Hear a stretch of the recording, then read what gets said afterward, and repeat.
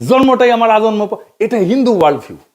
তাই জন্মটা যেহেতু পাপ এবং জন্মটা যেহেতু অপবিত্র, সেজন্য তাকে দূরে রেখে জন্মটা দিতে হয়। বুঝেছ? আচ্ছা, আর ইসলামী ওয়ার্ল্ড ভিউ কি?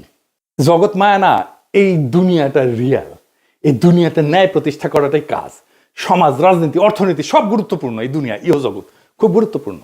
পরকালটাকে এই জীবনে ইহজগতে যা করছি সেইটার আমি ফয়সালা পাবো, বিচার হবে। তারপরে তার সেই অনুযায়ী আমি হয় বেহেশতে যাব অথবা দোজখে পড়ব। এই বিশ্ব একটা নৈতিক পরীক্ষা। মানুষ আল্লাহ তাআলার এক দায়িত্বশীল সৃষ্টি, যাকে পাঠানো হয়েছে দুনিয়াতে তার খলিফা কইরা। এটা একটা স্পিরিচুয়াল জার্নি, এটা কমপ্লিট করার জন্য। কমপ্লিট হয় হাসরের ময়দানে বিচারের সামনে যায়। এখন প্রশ্ন হইতে পারে, তাহলে কি হিন্দু মুসলমান একসাথে একটা রাষ্ট্র বা সমাজে থাকতে পারবে না?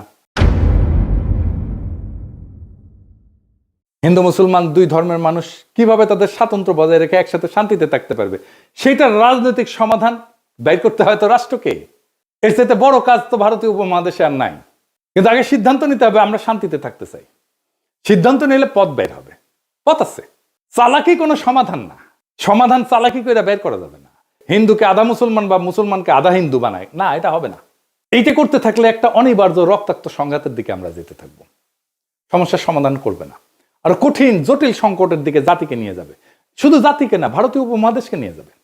কিভাবে সম্ভব? একটা ছোট্ট উদাহরণ দিয়ে বলি। দেখেন, আমরা যে ধর্মই পালন করি না কেন, রাস্তায় ট্রাফিকের লাল লাইট দেখলে তো সব ধর্মের মানুষ দাঁড়াই, তাই না? বিবাদ হইলে তো একই আদালতে যায় সব ধর্মের মানুষ ফয়সালার জন্য, তাই না? আমরা তো ভোট দিতে হইলে, নেতা নির্বাচন করতে হলে একই ভোট সেন্টারে যাই ভোট দিতে সব ধর্মের মানুষ, তাই না? এটাই নাগরিক হিসেবে একসাথে থাকা। নাগরিকত্বই আমাদেরকে একসাথে বাঁধবে। স্পিরিচুয়াল জার্নি না, আমার ওয়ার্ল্ড ভিউ না, আমার নাগরিকত্ব।